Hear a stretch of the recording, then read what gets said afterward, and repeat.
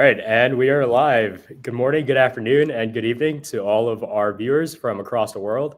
Welcome again to the 12th edition of the International Youth Conference. We're super excited to have all of you here for our panel titled Digital Innovation and AI Transformation. Digital innovation and artificial intelligence are reshaping every aspect of society, from education and healthcare to governance and the future of work. For young people, these technologies represent both immense opportunity and complex challenges. This session will bring together experts and youth leaders from across all sectors to explore how AI can drive social good, support sustainable development, and empower the next generation, while also addressing ethical concerns such as bias, inequality, and digital exclusion. My name is Derek Chen. I've been working with the International Organization of Youth for nearly 3 years now, and I am proud to serve as your moderator for this session. I am from Long Island, New York. I'm currently a Edgar B. Duke Memorial Scholar at Duke University, studying anthropology and global health. And I am also the co-founder and chief executive officer of the nonprofit Status Health International. And we're going to pass on the introductions and opening statements to each of our speakers for this panel. Speakers, please keep your responses to no more than 2 minutes so that we stay on schedule. And can we start with Mohammed? Yeah, so hi everyone. I'm Mohammad Gohar Shafiq.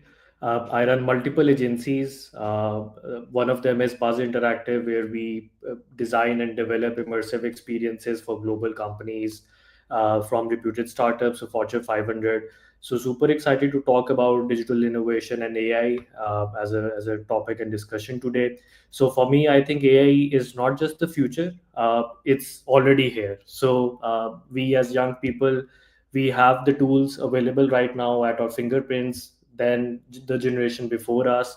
So the real question, I think, that we all will be in discussion will be that how to simply consume them for better, to create better solutions that actually matter for this generation and for the future generation as well. Perfect. Thank you so much, Mohammed. And let's move on next to Raf Cortez. So, hello and good day, everyone, from whether you're joining us on site or in New York or virtually. So, I am Raf Cortez, and I am a faculty and practicum coordinator of the Diplomacy and International Affairs program of the Benilde School of Diplomacy and Governance of the De La Salle College of St. Benilde here in Manila, the Philippines. So, the prominence of the fruits of digital innovation and the proliferation of AI tools has increasingly expanded in recent years in recognition of the pivotal role that it may play as we venture into the era of the fourth industrial revolution. Governments and societies across the world has been gradually incorporating these tools into different sectors. In the realm of diplomacy and governance, for instance, governments across the world are presently incorporating AI tools in digitalizing the study and the analysis of trends and developments, which in turn guides policymakers in shaping crucial decisions to ascertain peace and stability. However, the spillover of these tools and the fruits of digital innovation from developed to developing countries is not free from any perils and threats. For instance, the global race that we are experiencing right now in terms of cultivating generative AI, which is known for its capacity to think and respond or act similarly or even more agile than humans, if not effectively managed, may put all of our efforts and the efforts of our forefathers in a menacious position. Therefore, as the future generation of global leaders, it is imperative for us to do something to use the capabilities, the skills that we have in order to motivate the international community to enact global policies that will ensure that AI will continue to be a force for good. Because, yes, it has the capacity to improve the world we live in, but if not effectively managed, it also has the capacity to lead the world into ruination. And of course, this is something that we do not envision it to be. Thank you very much. Maraming salamat. Thank you, Raf. And next, let's move on to Samuel. Okay, I hope I'm audible. You're audible. Okay, yeah. Okay. So good morning, good afternoon, good evening to everyone from all over the world. I am Matimilola Samuel Watimileyi. I am the director of SDG Youth Connect for West Africa. I am also a member of the United Nations Climate Development Program and for serving as in the term of the Children and Youth Major Group.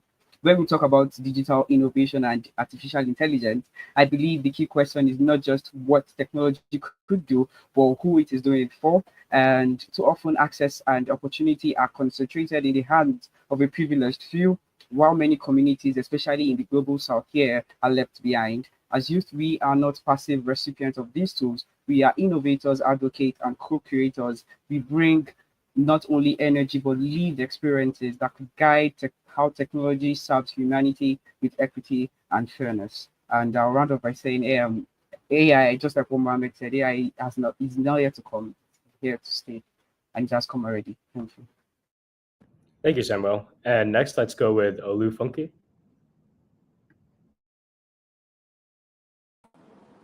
Greetings to all participants from all over the world, youth leaders, experts, delegates, and attendees to this pivotal and crucial discussion on digital innovation and AI transformation, or permit me to say AI evolution. I'm Olufunke Deborah Fashipe. I'm a certified multidisciplinary technology professional, member of the Computer Professional Registration Council of Nigeria, a member of Women in Tech Network, and a member of the International Association of Engineers. Digital innovation and AI transformation is reshaping and remolding every sector across what? Education, government, work, finance, and healthcare. Name it. We are gathered here today to examine this dual-edged impact on the world. Digital innovation and AI transformation carries a vast potential for social good, equity, and sustainability, while also raising a vital concern for handling dangers in AI, ethics, bias, inequality, and tech exclusion. And I'm so happy that youths are at the forefront of AI innovation and also using AI for good. At Gatri, where I work, we are building new tasks and automated systems to help businesses simplify complex workflows using AI-powered tasks. In Nigeria, recently, a student of the University of Lagos built YanGBT, a text-to-speech translator, to bridge the gap for what native English speakers in Nigeria using Nigerian accent. Now, is this not enough reason that youths have taken the power to make a difference in the world, either by being innovators or by advocating for AI for good? And I'm so happy to be among this discussion today. Thank you. Fantastic. And last but not least, let's go with Matthew.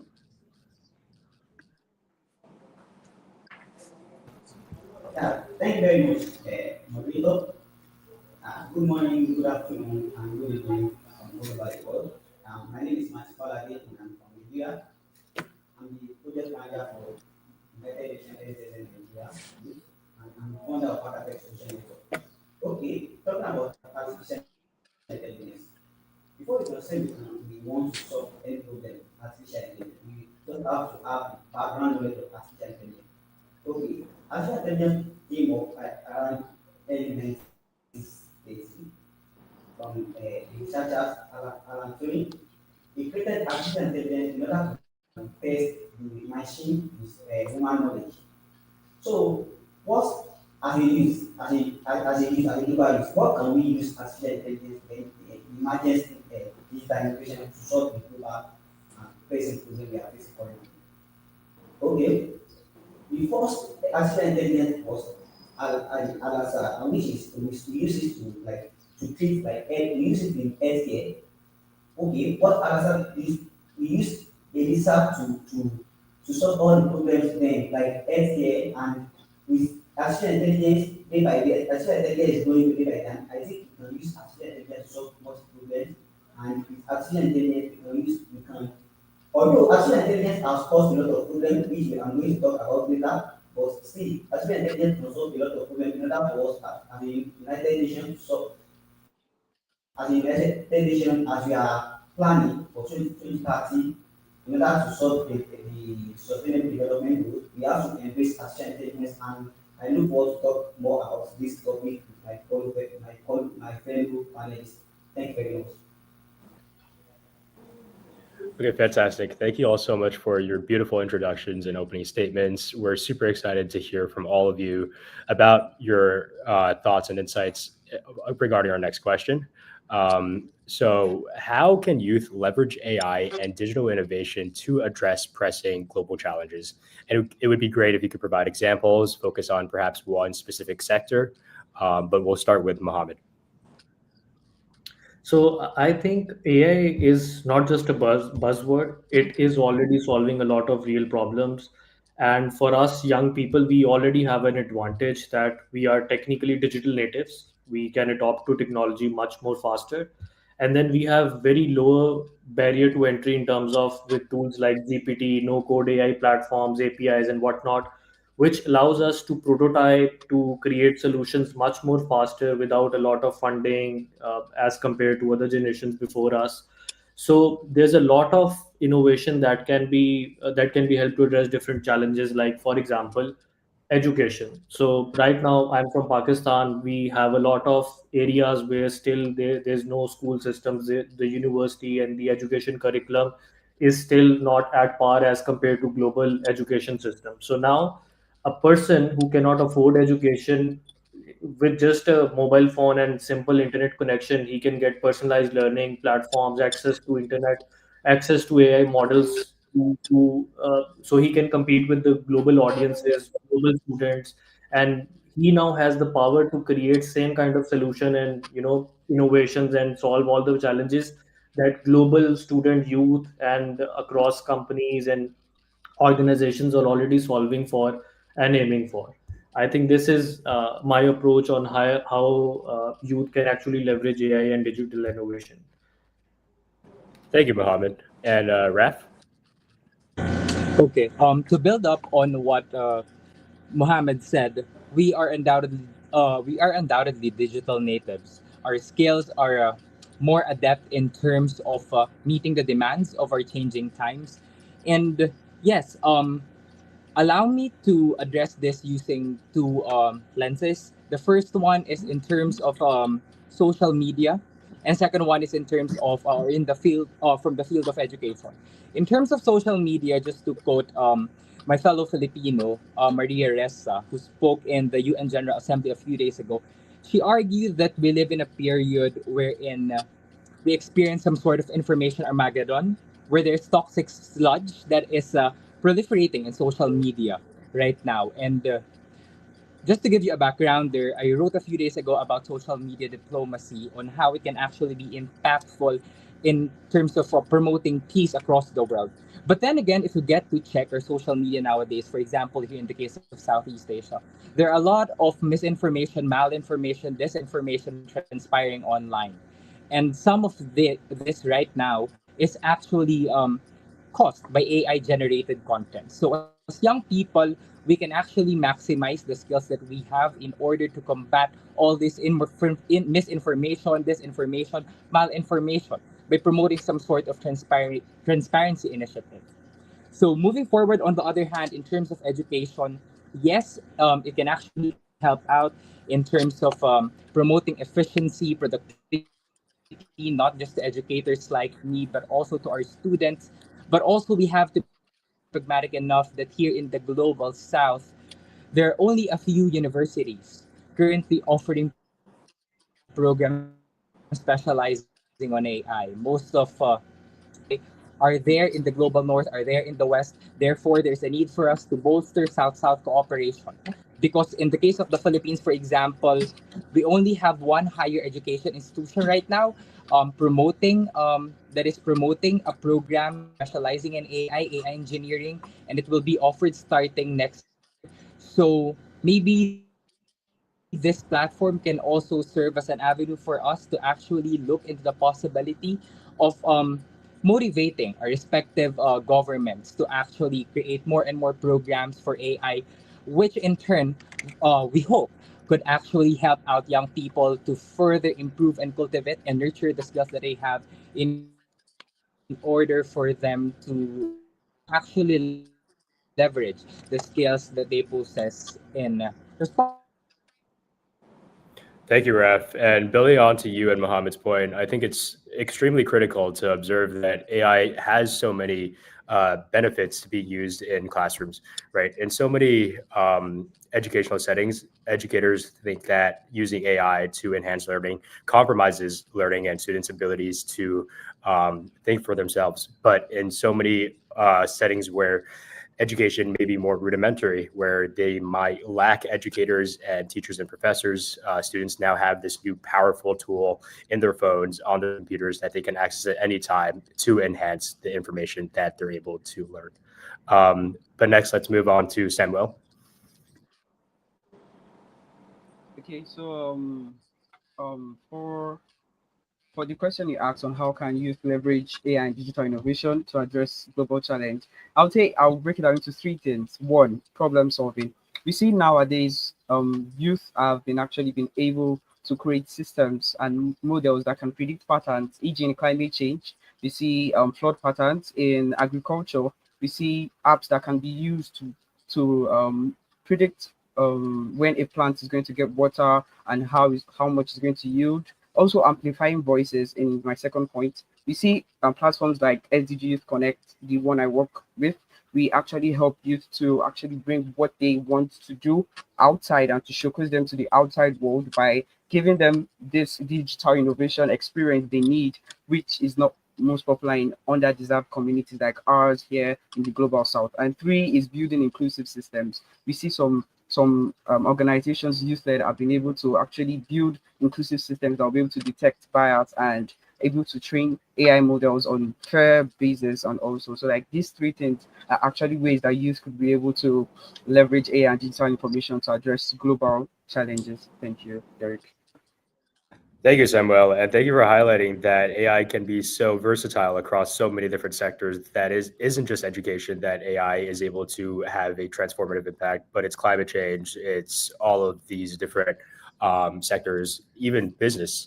But next, let's move on to Matthew.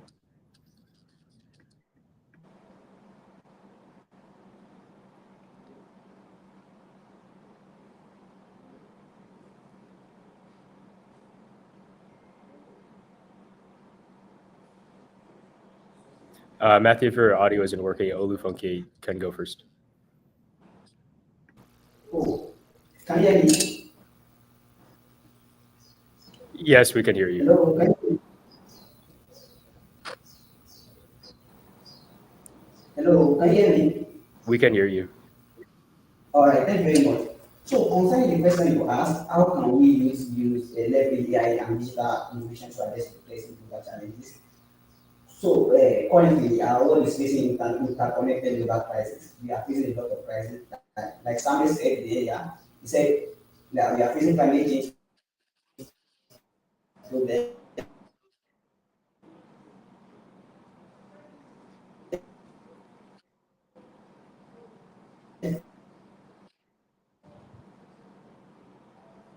The inequality, unemployment, food problems. One out of the 10 still go to the bed hungry. There's a lot of problem in terms of zero hunger. So, and over 1 billion young people will enter workforce in the next decade, many of the economy that cannot provide any job. So, how can we now leverage AI and start to address this problem of zero hunger? Okay, the problem of food insecurity and insufficient work, we can use AI by building like application like AI application like to detect pests, maybe like farm, like to build a AI model like a drone to act like a farmer in order to chase the pest away. So I've seen a lot of researchers, a lot of AI builders that they have built a lot of AI models.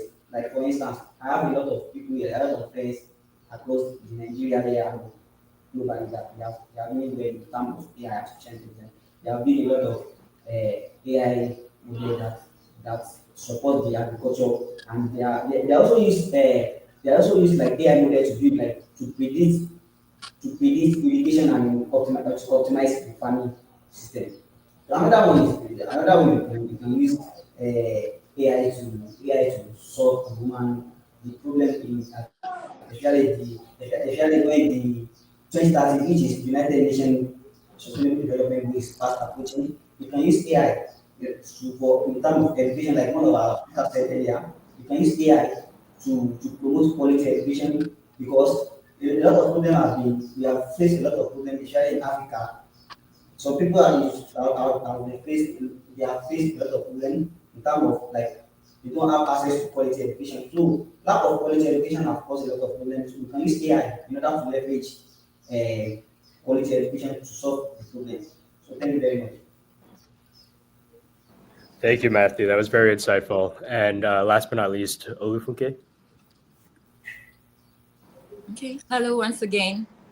So yeah, AI and digital innovation can be useful, very useful in addressing global challenges. Challenges like for social good. AI can be used to create solutions for social good, like AI for medical accessibility. Recently, I participated in a hackathon where I built an health app called CoFight to help people with chronic diseases.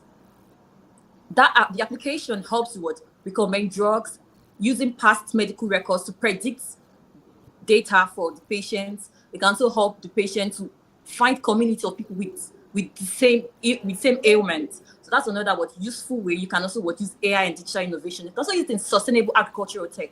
Like in Nigeria, we have companies like Thrive Agri, Gestation Africa, where they implement digital innovation and tech to commercialize agriculture and make agriculture profitable, thereby generating revenue and income. We can also use AI to address global challenges such as global security, using cybersecurity to predict, using past data in cybersecurity to predict attacks, cyber attacks, patterns, and prevent those attacks and patterns. We can also use digital innovation for digital forums, such as the one we're using for civic engagement. So there's limitless opportunities in education. So I also created an application recently, a VR app that helps children who can afford to go on virtual trips using VR and AR. So there are a lot of limitless opportunities out there, limitless things.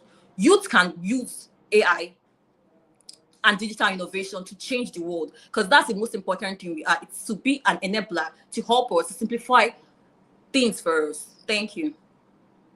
Thank you. And thanks again for drawing more connections based on how AI can transform the world for youth. It's not just business, it's not just education, but it's also agriculture, it's healthcare, it's cybersecurity. There's a cornucopia of methods that youth can use AI to transform the world. So for the people watching back at home, we really hope that this jogs your thinking and gives you insight into potentially what new initiatives you can work on through AI. So far we've heard a lot about some of the benefits of AI, some ways that youth can use AI to leverage AI to better the world. But in that sense, we're also curious to hear about some of the risks that you think AI can potentially have on equity, on inclusion, and on human rights, and especially how you think that youth can keep these ideas in mind in order to prevent them from escalating and being detrimental to human society. So again, we'll start with Mohammed. So technically, AI mirrors the data that it is trained on. And for instance, if minorities, women, global south are underrepresented, then the results reinforce inequality.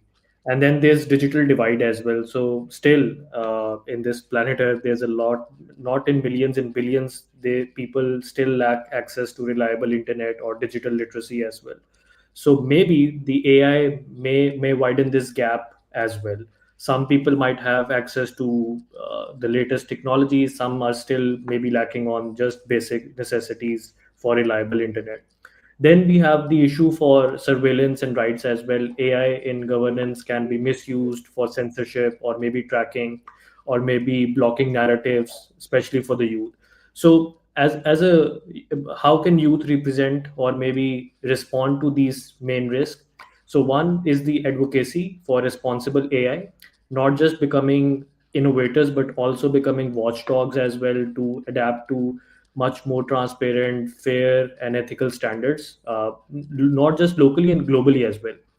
and then build inclusive data sets. So, for example, local language resources, represent underrepresented voices, and then promote digital literacy, teaching peers to use AI responsibly, not blindly.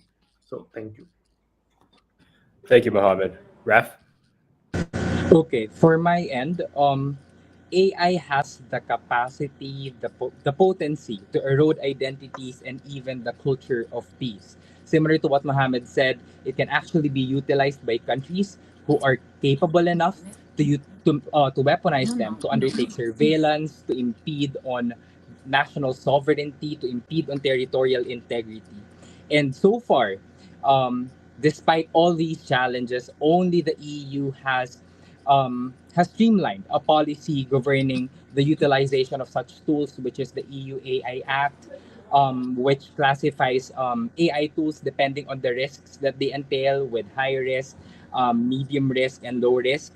And so far, that being said, we have to be pragmatic enough that there's a need for us to actually cultivate frameworks, maybe it may be global, regional, or national, in order to ensure the effective utilization of AI tools. In the case of ASEAN, for example, the Philippines will be assuming the chairship of the regional bloc by next year, and the Philippines, our country, has expressed its intent to actually lead the crafting or the formulation of a regional framework to govern AI, given that not all countries here in the region actually has the capacity to utilize AI due to various issues such as weak cybersecurity frameworks, um, weak data governance, and then the digital divide, of course, which also Mohammed has mentioned. Now, what young people can do about this, of course, given that a lot of young people today are very much enamored with AI, even with cultivating them, future developers, developers can actually learn from all the weaknesses and weak points that AI tools are showing today and use them as a springboard in order for them to develop AI tools that are equitable, that are inclusive enough, and that, of course, will adhere to international standards and norms, particularly in terms of protecting and preserving human rights and the rule of law. That's all for me. Thank you, Raf. That was extremely insightful. Next, let's move on to Samuel. Okay, so I would say three things that we see which are risk from AI and digital tools. Mostly Raf and Mohammed has discussed on like the major ones. I think the part of exclusion, that's the digital divide. We're experiencing more here in the global south, and also the part of bias and discrimination. And AI is been we only give you what you have been trained on. And I think the other third part I will talk about is the human right and privacy. With surveillance technologies of data misuse and the lack of strong global regulation, AI can be used to silence voices, track dissent, or exploit vulnerable populations. This is a direct threat to our democracy and freedom. And I would just say two or three things why you how youth could respond. First is by demanding accountability. Young people must push for ethical guidelines, transparency, and regulations that put human dignity first. Then second, by building alternatives. I think I was during the summer. I was in a academy from the United States, and we met this company called All Sides, which gives us this kind of news range from all sides. Like if you give an article, to give from the left hand bias, from the right hand, and that they created some systems that was able to check and be able to like use to get all sides of the media being able, so you won't be limited to one part which the AI gives you. So was a very good one. And the third one is using social voices, using our social media advocacy to policy dialogues. Young people can insist that equity and inclusion are non-negotiable in the digital age. So yes, just like what my foundation does, the organization I work with, SDG Youth Connect, they do SDG Connect, they help people um, use their voices and they amplify them so that they can be able to use to and tackle AI and digital tools risk. Thank you. Thank you, Samuel, and thank you for emphasizing the concept of accountability because when there exists a digital divide, when certain groups of people are able to access such powerful technologies like artificial intelligence and other groups aren't able to access these technologies, it becomes easy for the dominant group to oppress and suppress the voices of the group that does not have access to the technology. So as we move forward, it is critical to ensure that there is accountability in artificial intelligence usage. Matthew, let's hear your thoughts.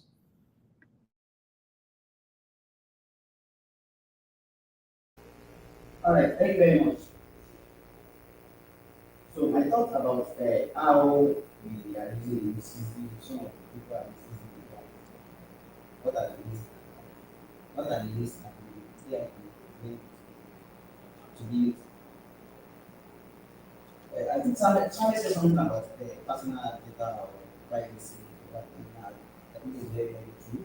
Yeah, some of the things some people don't understand is that whenever they are using AI or anything with television, because human being use we use AI.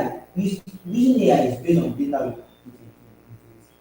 Whenever we are building anything AI, we input data.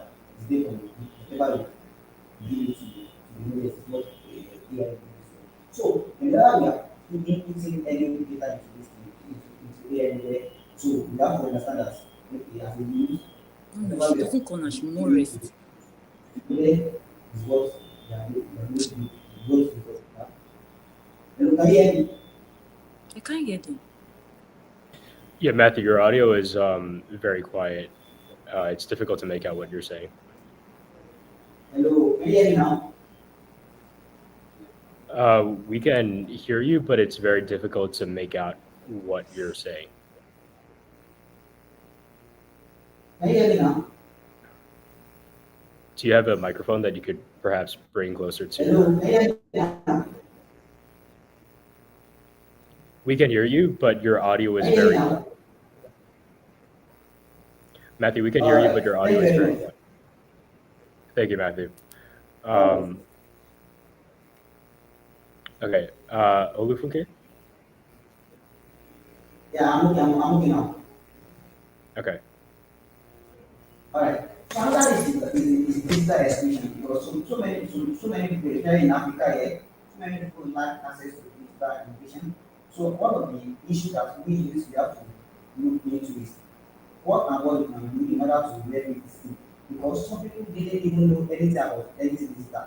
So we have to create or make an awareness that okay, what can we do in order to make this thing global, in order to access, in order to reach other people that are not that don't even know anything about AI or anything about anything digital education. So as a youth, as a imagine youth, we have to create awareness and we have to make sure that okay, for instance, statistics show that 2.6 million people globally they are living in rural and low income communities. So what can we do to these people as a youth? So we have to create awareness. We have to create like tech of advocacy of peer education for young people in order to fight as well. And that's the best thing you can do in order to work or make this digital education equal. Another thing is okay, Samuel said it about the privacy. AI is driving a lot of people are misusing digital innovation, especially our government and some people. Okay, in some countries, facial recognition is now has been deployed as activists. They are using it as a freedom of expression, and which is not supposed to be. And this is threatening a lot of people, a lot of privacy, and it's the freedom of assembly. Okay, in article 12 in human rights, it shows that whenever we want to use any personal data of someone, we have to make sure that they are aware of it. So what as a youth, what can we do?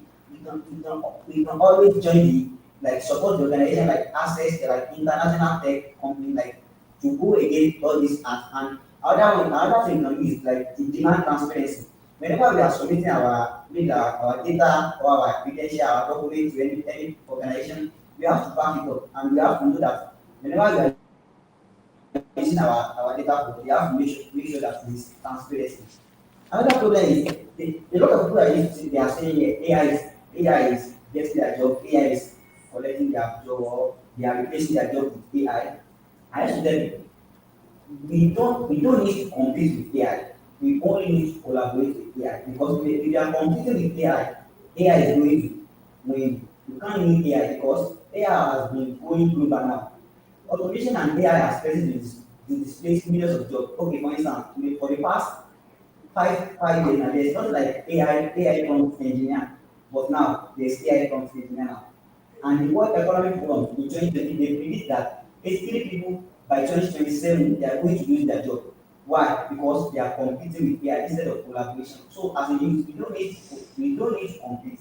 We only need to collaborate with AI because AI will make our work more efficient. It will make our work easy it will make our work more easier than ever. So what are the impact of AI in human rights? Okay?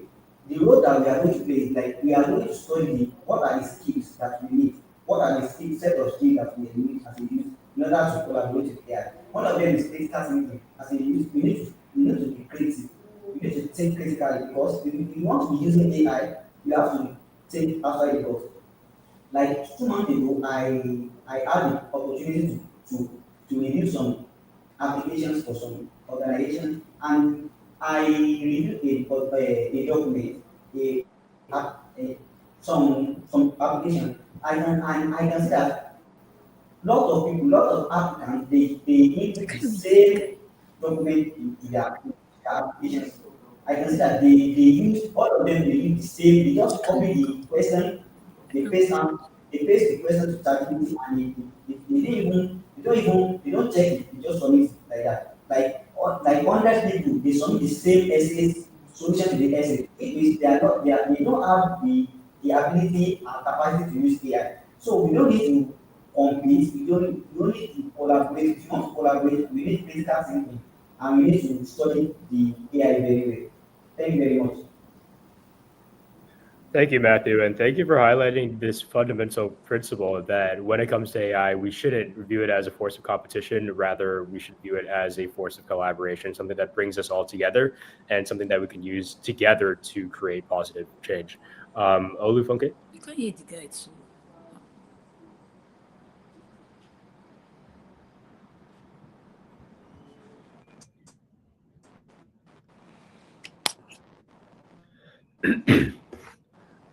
It appears that she's having difficulties with. Hello, can you hear us?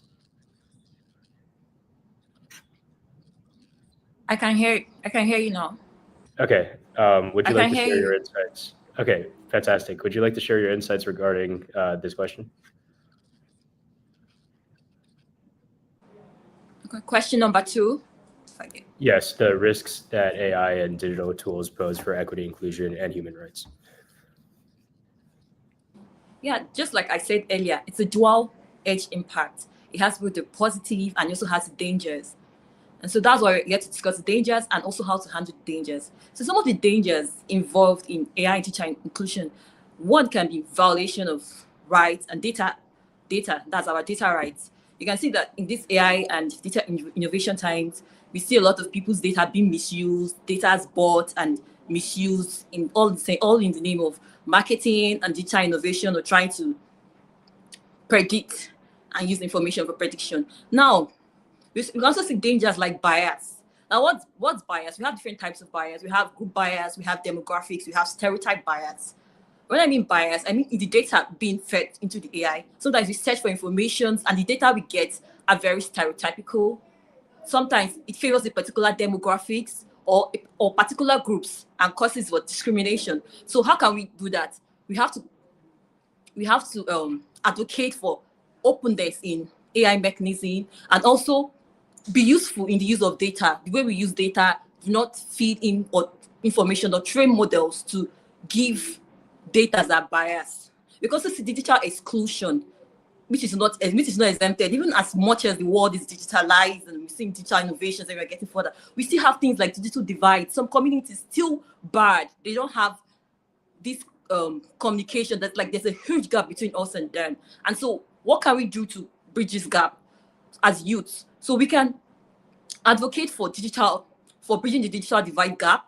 We can collaborate with organizations, CSR organizations, civil organizations, engage in civil engagement into the extent we can. We can also reach out to organizations that can support our advocacy for this. We can push for openness in AI mechanisms. Like recently, I watched a video some days ago in China, and then I saw a robot trying to attack someone. And these are things that we can actually avoid, right? So these are things that when we're talking about openness and AI mechanisms, we are trying to address issues like that. Crafting tech, prioritizing reachabilities. We should craft tech that prioritize reachability, that inclusive, like how I said about the VR app I developed for education to help children who can go for virtual reality trips, who can go for trips to participate in virtual reality trips, thereby closing the gap. So everything we're doing should have inclusion. It should not be just for a particular group, particular social class. You should be able to include everybody. So we should vie for inclusion, openness in AI mechanism, and we should prioritize technology that reaches. So these are the things we can do to handle the dangers involved in AI and digital innovation. Thank you. Thank you. And now we are going to be pulling several questions from the chat, starting with the question from Francis Esau. How can we balance AI and unemployment issues considering jobs of many people are being phased out with AI? And I would like to ask this question to Mohammed. We know that you are the founder of your own business, your own marketing agency, Buzz Interactive. So can we hear your insights regarding this potential problem? So I think it's super simple. Every wave of technology, you had this challenge. So for example, if we think about typewriters, so someone very professionally, if he was using the typewriter, he thought, okay, my job is safe. But then came internet, the technology evolved. We had mobile phones, we had keyboards and whatnot, and the skill diminished. I think same goes with every wave of technology, but over the time, the gap for the technology becomes much more challenging for the new generation to keep up and to learn that skill. But in the core of everything, it's very simple that you need to, as much quickly as you can, you need to learn the technology. You need to learn the mindset that how people are becoming rich, how people are becoming and using those technologies, especially AI, to instead of making them at a disadvantage, how can you use that as their own advantage to build new systems, to build new solutions? And if you have that kind of mindset, you are safe. If you don't have that mindset, then obviously you will have to work a lot to make because everything is now much more competitive. And not just with AI.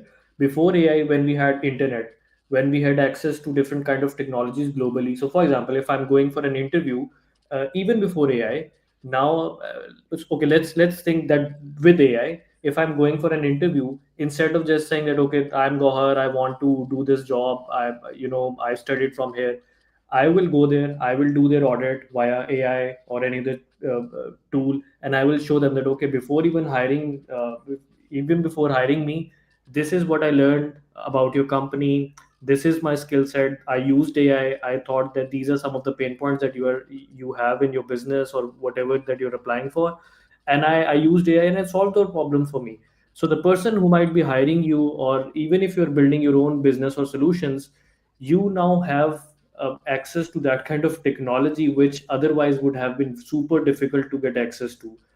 So I think instead of thinking of it as a disadvantage, if you think it critically, that yes, this can help me, and I can, in terms of a very competitive landscape, I can stand myself out if I start using how to leverage this kind of technology. So it will be much easier for you to get jobs, to start your own businesses, to get leverage wherever you want. And I think this will get as an advantage as well for people who know how to use it. And before AI, this advantage was technically Google.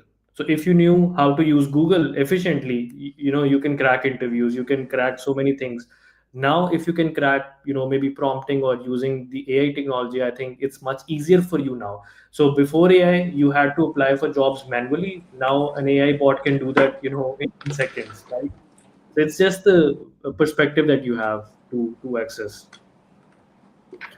Thank you, Mohammed. And thank you for emphasizing that it's all about your perspective, right? Embracing this growth mindset, because at the rate that we're going now, it's impossible to prevent AI from taking over the workplace. So all of us, instead of figuring out how potentially we can avoid this, we need to figure out how we can better ourselves, enhance our skill set so that we're able to take advantage of the artificial intelligence Yes. takeover. Olufunke, I'm your only the contact microphone phone. I'm on the meeting. Why disturbing me? Please mute your microphone. Mommy, I've got. It's very annoying. Please mute your microphone when you're not speaking. But the next question that I've chosen from the chat is from Hunain Shiraz. How can youth from developing countries access AI opportunities with limited resources? And I would like to pose this question to Raf. Okay, for the question on how young people from developing nations can actually have access to AI, probably it's firstly, for me, the way I see it, given that I am from the diplomacy and governance sector, is we have to, as young people, motivate our respective national governments to actually enact global policies, to enact policies rather, that would actually allow us to resolve first issues like the digital divide. In the case of the Philippines, our president has just signed a law which will now give even the most rural areas who do not have access to the internet and access to internet technologies through, of course, liberalizing it. But and yeah, we have to enact national policies first and foremost through encouraging whole of government approach. Because of course, young people cannot simply. We have to be pragmatic on this. Not everyone can actually afford to undertake exchange programs to other states. Because at times, yes, it is fully funded, but there are also times that it may be costly on their part. And given that not everyone, not all students, not all young people from developing countries actually has the capacity to meet all these programs, then the solution first must happen within the domestic level by creating, of course, by inspiring, of course, governments to actually look into initiatives that would allow not just young people but every member of their citizenry to actually have access to modern technologies, to the internet, and of course later on to AI tools. That's how I see it. Thank you. Thank you, Raf. And Samuel, can I ask you the same question? How can youth from developing countries access AI opportunities with limited resources? Okay, so from youth with from youth from developing countries access AI opportunities with limited resources, we can see open source platforms here in Nigeria. I think you can see all this Google Colab, Organ Face, and open data sets which allow you to experiment and learn without heavy infrastructure. You see community learning spaces, and just something like SG Youth Connect, we actually do something like that. We try to implement community learning spaces where people can gather to just at least learn about a new trending skill and teach the people just what we can do. We get ideas and we get funding and we get things from we get ideas, we get funding, and we get equipment from other places from developed countries. So we use it here, and also partnership and mentorship. Youth from developing countries can access global mentorship and virtual programs. Yeah, like the Pivot fellowship that we do too. Initiatives like UN Youth platforms or fellowships help bridge that gap, giving young people both skills and network. So I feel that should be a very good way youth from developing countries that I come from can be able to access AI opportunities. Thank you, Samuel. And thank you for sharing your own personal experiences within your country regarding how your government is working to bridge this gap between lack of access to AI and accessing AI. So it appears that we are running low on time. So we are going to end this panel shortly. But again, we'd like to thank all of our esteemed panelists for speaking at this panel. All of your insights were super duper amazing. And as a young person myself, I really, really enjoyed hearing all about what you think in regards to artificial intelligence, digital innovation, and how youth can use AI as a force for positive change. So for those of you at home, we really hope that all of you gain tremendous insight into how young people can harness digital innovation and AI for inclusive development, along with strategies to ensure that technological transformation advances equity, sustainability, and human rights. And again, thanks to the entire organizing team at the International Organization of Youth for making this conference possible. And for those of you at home, we hope that you continue tuning in to our virtual sessions. There are going to be many more running throughout the rest of today and also tomorrow. Thank you all so much for being engaged, and thank you, speakers, and have a great rest of your days. Thank you. Thank you. Thank you so much. Thank you so much. Thank you. Thank